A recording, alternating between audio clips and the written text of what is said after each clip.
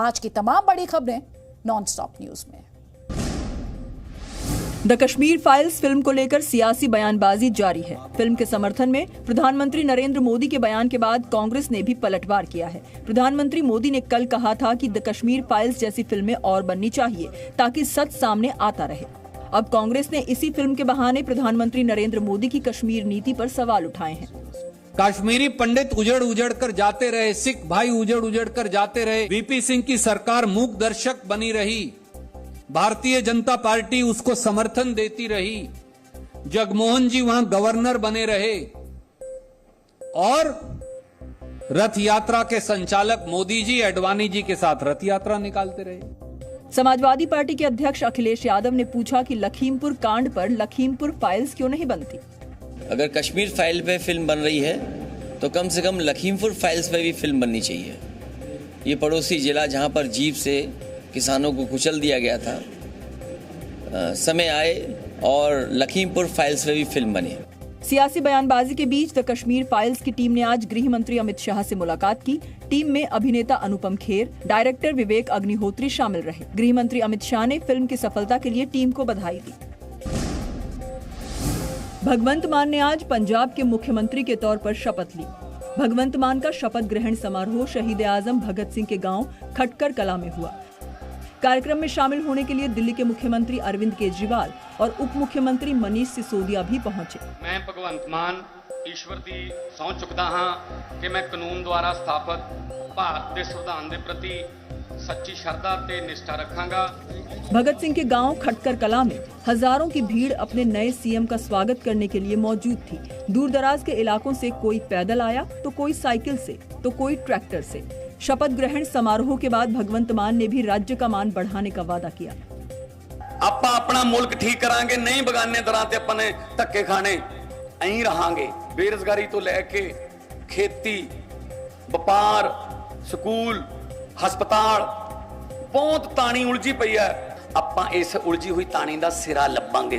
प्रकाश सिंह बादल के बाद भगवंत मान पंजाब के दूसरे सबसे कम उम्र के मुख्यमंत्री बने। शपथ ग्रहण के साथ ही मान ने काम शुरू करने का ऐलान भी कर दिया।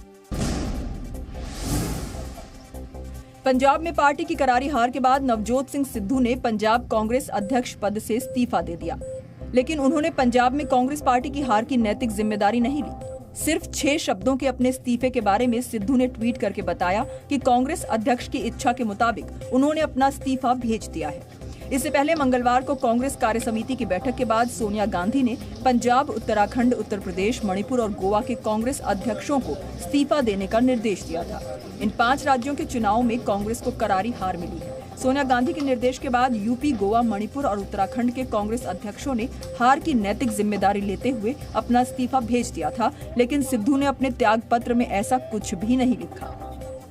पंजाब के चुनाव परिणाम आने के बाद भी सिद्धू ने हार की सारी जिम्मेदारी चरणजीत सिंह चन्नी के सर पर डाल दी थी और इस्तीफे में भी उन्होंने यही संकेत दिया कि वो अब भी इस बात पर डटे हैं कि पंजाब में कांग्रेस उनकी वजह से नहीं हारी।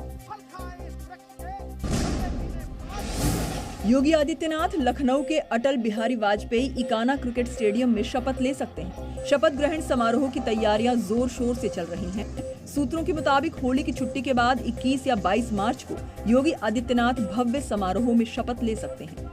नई सरकार बनी है और हमारा जो पार्लियामेंट्री बोर्ड है, हमारा केंद्र का नेतृत्व है, राज्य का नेतृत्व है, उसमें हमारे मुख्यमंत्री योगी आदित्यनाथ जी सब बैठ के एक मंथन करेंगे कि आने वाली जो सरकार है वो और अच्छा काम करे। योगी आदित्यनाथ लगातार दूसरी बार उत्तर प्रदेश के मुख्यमंत्री पद की शपथ लेंगे।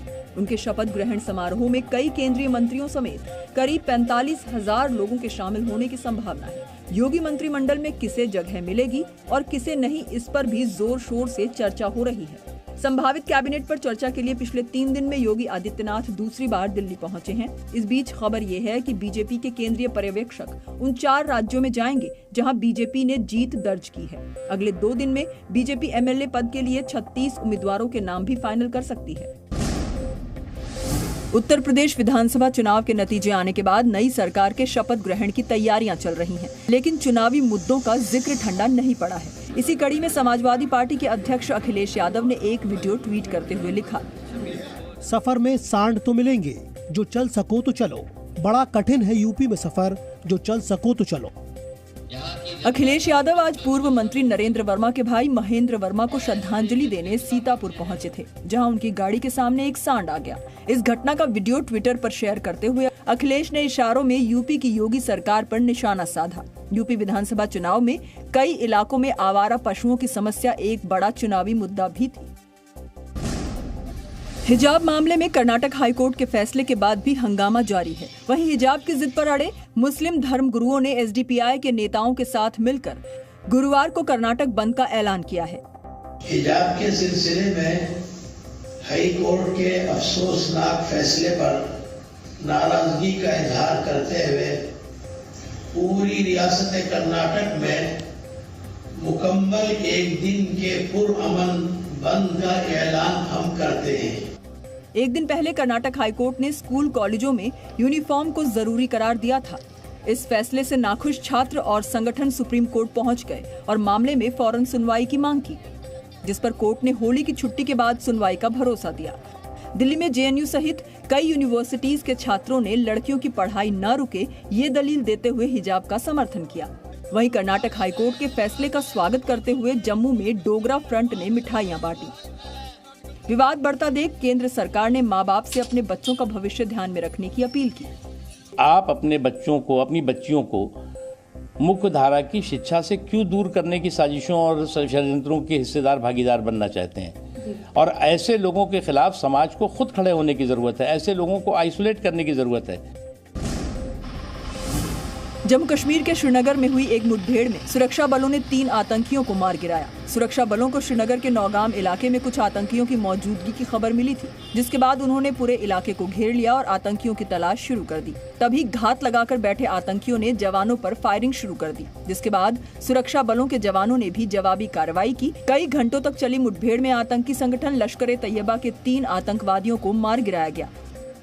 कल रात में पुलिस को खबर मिला था कि सिंधगान के जो आउटस्कर्ट है नौगांव में, वहाँ पर 3-4 टेररिस्ट छिपे हुए हैं। तो पुलिस, आर्मी, सीआरपी मिलकर कॉर्डन डाला, जिसमें लश्कर तोयबा के 3 टेररिस्ट मारे गए। सुरक्षा एजेंसियों का दावा है कि मारे गए आतंकी कुछ दिन पहले हुई एक सरपंच की हत्या में शामिल थे। पुलिस के मुताबिक आतंकियों ने 9 मार्च को श्रीनगर के खोनमोह के सरपंच समीर भट्ट की गोली मारकर हत्या कर दी थी। 10 दिन पहले खोनमोह के सरपंच समीर भट्ट साहब का किलिंग हुआ था, उसमें तीनों टेररिस्ट का इन्वॉल्वमेंट था। जम्मू कश्मीर में आतंकियों के सफाई के लिए सेना, सीआरपीएफ और जम्मू कश्मीर पुलिस लगातार साझा ऑपरेशन चला रही है। कोरोना की चौथी लहर के खतरे को देखते हुए स्वास्थ्य मंत्री मनसुख मंडाविया ने हाई लेवल मीटिंग की, जिसमें कोरोना को लेकर सतर्कता बढ़ाने पर जोर दिया गया। साथ ही टेस्टिंग और जीनोम सीक्वेंसिंग बढ़ाने की भी बात की गई। दरअसल चीन समेत दक्षिण पूर्व एशिया कोरोना संक्रमण से बुरी तरह प्रभावित है। चीन के कई शहरों में लॉकडाउन लगाया गया है। इसे देखते हुए स्वास्थ्य मंत्रालय पहले से ही एक्टिव है। वहीं बच्चों को कोरोना संक्रमण से बचाने के लिए आज से 12 से 14 साल के किशोरों का वैक्सीनेशन शुरू हुआ। किशोरों को दूसरी डोज 28 दिन बाद लगाई जाएगी। 12 से 14 की एज ग्रुप में हमारे पास 5,98,000 बच्चे हैं। वैक्सीनेशन में हमारा यूटी जेके का बहुत आगे रहा है और यही वजह है कि थर्ड वेव में हमें उसको काबू करने में काफी सफलता मिली। 60 साल से ज्यादा उम्र के बुजुर्गों को कोरोना से बचाने के लिए आज से प्रिकॉशन डोज की भी शुरुआत हो गई। यानी अब 60 से ज्यादा उम्र के कोई भी बुजुर्ग बूस्टर डोज लगवा सकते हैं। Presenting B News app available on Google Play and App Store. Download it now.